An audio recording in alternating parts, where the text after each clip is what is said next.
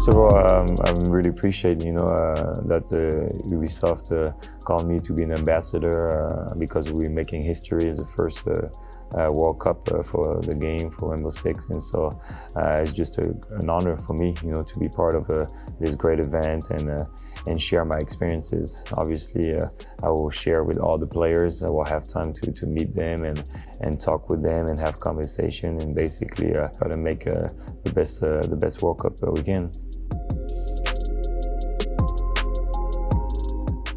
That we're making history, to be part of that process and to build, something new. I think that they're going to have a lot of fun. I think they're going to be, like I said, it's different. You're going to play with different players, different coaches, but from your own country. And when you play with your team, they play against each other, but now they're going to play together, as one and playing for their country. And so for me, that's special. And so hopefully they'll take as much fun as I took, when I play for my country. Who will be on my team if I had to start a team? I have to find some gamers. Rudy Gobert, he plays a lot, so I'll definitely put him on my team. Vincent Poirier, who plays for the Boston Celtics. Frank Ntilikina from the Knicks, he plays a lot too. Evan Fournier from Orlando. I'm going French team. Huh? And then Nicolas Batum. I've always been fascinated by that world. I've been playing video games since I'm a kid, play with my brothers, all the time. And so I always liked that world. And so growing up, I always followed, the esport world and the way that it's growing is very impressive. And I feel like people is being aware more and more now. And I think we're only at the beginning. I think it's going to keep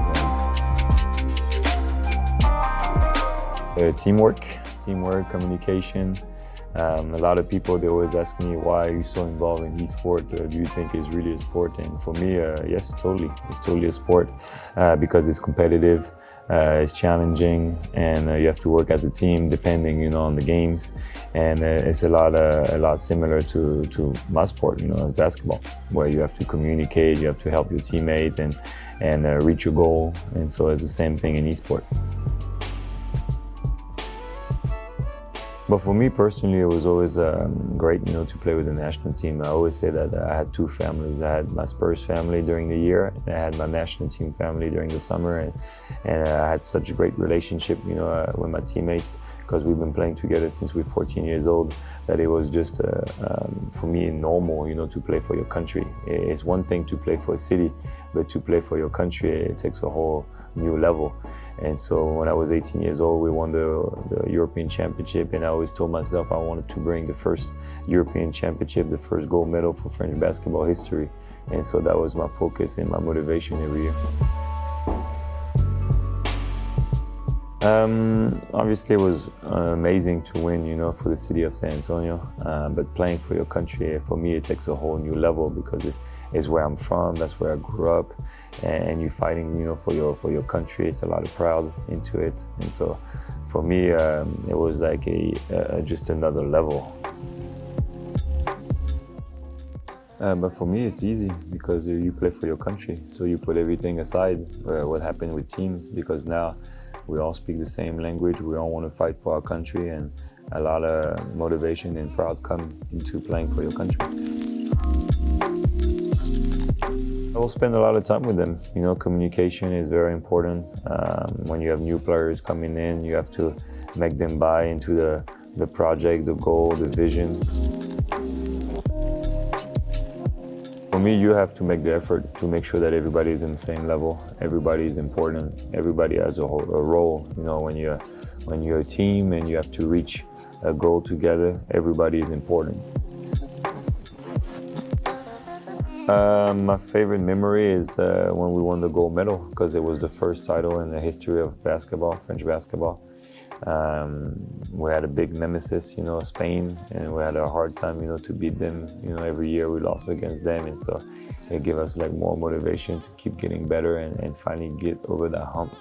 And so in 2013, when we finally beat them in the semifinals, I knew that we were going to win the whole thing. I think preparation is very important. The more you prepare, the better you're going to be when the competition is going to come. And so that's why we do those preparations, to make sure that you train enough and you know what you have to do. And like that, when it's game time, it feels easy and everything is slow. When you don't prepare well, but then you're going to be in trouble, because if things are going to go fast, then you're going to be in trouble big time. So I think preparation is key. I've always been very prepared in everything that I did, especially for like big competition. And so in esports is the same thing. You have to train.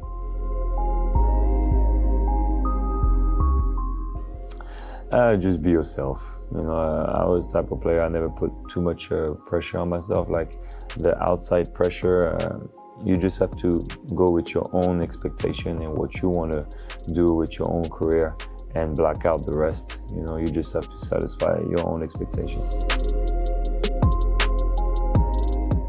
Just enjoy the moment, enjoy every moment. Keep dreaming. When you dream big, a lot of stuff can happen.